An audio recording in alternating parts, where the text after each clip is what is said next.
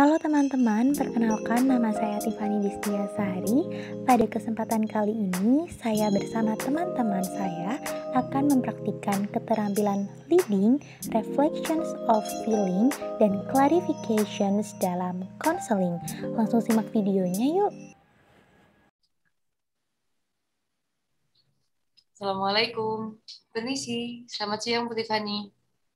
Waalaikumsalam, selamat siang juga. Mbak Sinta, silakan masuk Mbak, silakan duduk.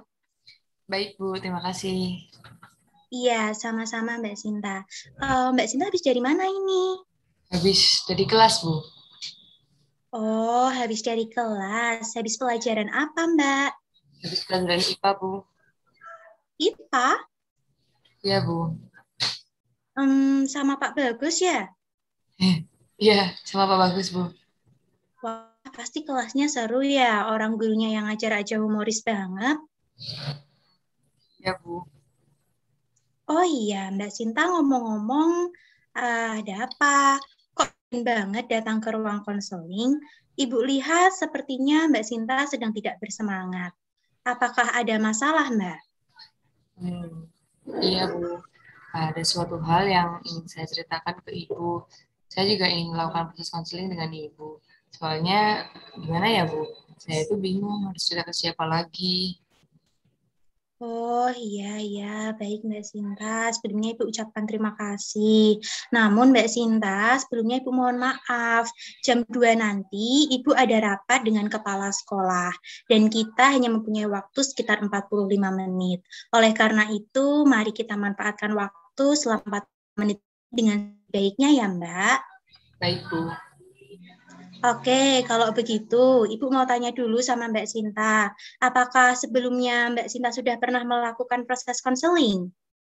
Belum pernah Bu. Ini pertama kali saya melakukan proses konseling. Walah, iya Mbak. Baik kalau begitu. Perlu Mbak Sinta ketahui dahulu bahwa dalam proses konseling itu, semua masalah yang saat ini Mbak Sinta alami akan kita bahas, kita bicarakan, dan kita cari jalan keluarnya secara bersama-sama. Kemudian apapun yang akan kita bicarakan nanti, itu semuanya dijamin kerahasiaannya. Hanya Ibu, Mbak Sinta, dan Tuhan saja yang tahu. Jadi tenang saja, tidak perlu ragu, takut, ataupun khawatir. Baik Bu. Oke Mbak Sinta, kalau Ibu boleh tahu apa yang ingin Mbak Sinta ceritakan ke Ibu? Jadi gini Bu, saya itu sedang sedih sekaligus bingung Bu. Sedang sedih dan bingung kenapa Mbak? Gimana? Sedang bingung dan sedih seperti apa kalau Ibu boleh tahu? Jadi gini Bu, sebentar lagi kan saya lulus.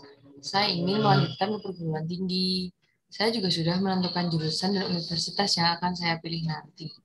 Nah, yang membuat saya bingung sekaligus sedih di sini tuh adalah orang tua saya Bu. Orang tua saya itu tidak setuju dengan jurusan yang akan saya pilih. Terus Bu, masalah ini belum selesai. Sahabat saya itu malah marah sama saya. Dia salah paham Bu sama saya. Walau saya sudah jelasin, dianya malah kayak nggak mau tahu gitu Bu. Saya bingung Bu, kalau malah jadi seperti ini. Saya merasa tidak saya itu bersalah. Saya bingung harus gimana kalau udah kayak gini. Oh alah, begitu. Pada intinya masalah Mbak Sinta ini ada dua ya, yaitu ada ketidakcocokan dalam pengambilan jurusan antara Mbak Sinta dan orang tua, serta Mbak Sinta sedang ada masalah dengan sahabat Mbak Sinta. Benar begitu, Mbak? Ya Bu. Nah, kalau begitu, dari kedua masalah tersebut, mana yang mendesak untuk kita bicarakan terlebih dahulu, Mbak? Eh, Menurut saya masalah dengan orang tua saya terlebih dahulu saja Bu. Oh iya, baik Mbak Cinta.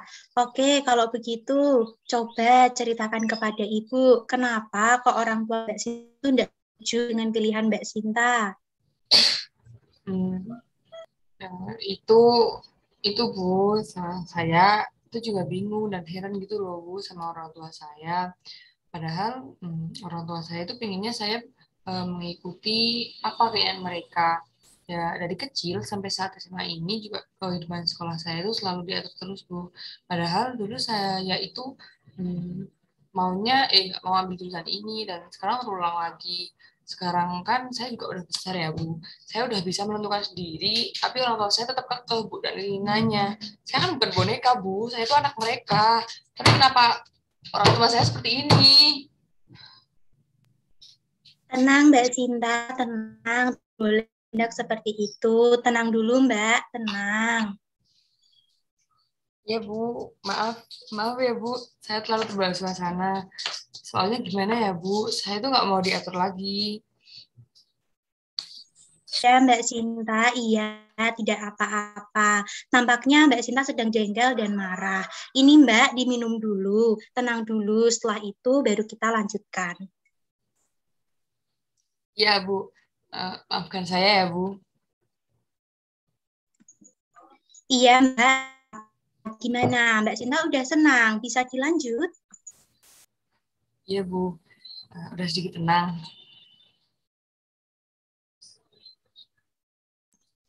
Baik, kalau begitu sebelumnya Ibu ingin bertanya, sebenarnya Mbak Cinta ingin ambil jurusan apa dan orang tua menyuruh apa? Itu, Bu. Saya ingin ambil jurusan seni musik, tapi orang tua saya menyuruh saya untuk ambil jurusan kedokteran. Padahal, Bu, saya itu nggak suka sama bidang tersebut. Baik Mbak Cinta. Dengan kata lain, Mbak Cinta ini tidak mau ya kuliah di jurusan kedokteran. Kemudian Mbak Cinta juga tidak suka ya jika diatur terus-menerus. Iya, Bu, bener banget. Saya tuh capek, Bu, harus selalu ngikutin keinginan orang tua saya. Iya Mbak, Ibu paham dan mengerti betul apa yang Mbak Cinta rasakan. Memang bukan hal yang mudah untuk selalu menuruti apa yang diinginkan oleh orang tua. Namun, apakah Mbak Cinta sudah mencoba untuk membicarakan hal tersebut secara baik-baik dengan orang tua? Eh, saya cuma bilang gini sih, Bu. Saya ingin lagi di jurusan ini. Terus langsung ditentang sama ayah saya. Dan karena saya orangnya malas untuk berdebat, akhirnya ya saya cuma bilang iya aja. Nah, pada intinya Mbak Cinta ini belum membicarakan hal tersebut secara baik dengan orang tua Mbak Cinta.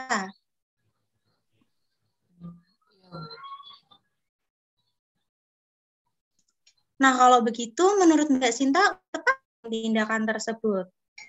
Menurut saya belum, Bu. Memang menjadi kewajiban anak untuk patuh kepada orang tua. Tapi ketika apa yang diinginkan orang tua itu tidak sesuai dengan apa yang diinginkan anak, anak punya hak, Bu, untuk berbicara. Iya, benar sekali itu Mbak Cinta. Kalau begitu, apa yang seharusnya Mbak Cinta lakukan?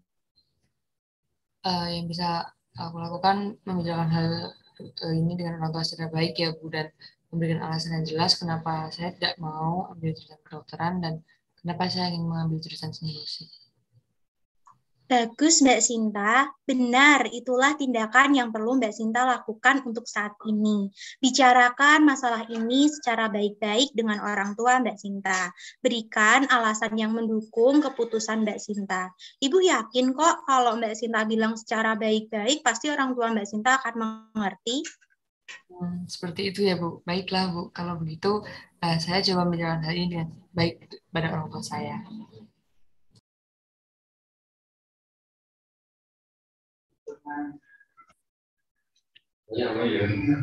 Ya, saya sebagai observer satu menilai Mbak Tiffany sebagai konselor sudah baik, ekspresi wajah juga sudah dapat. Terima kasih. Saya sebagai observer 2 juga setuju dengan observer 1. Mbak Tiffany sebagai konselor juga sudah menerapkan teknik leading, clarification, dan reflection of feeling dengan baik. Terima kasih. Baiklah, jadi saya sebagai observer 3 setuju dengan observer 1 dan 2. Menurut saya Mbak Tiffany sudah baik dalam menjadi konselor. Terima kasih. Nah, sekian video dari aku. Semoga bermanfaat untuk kita semua.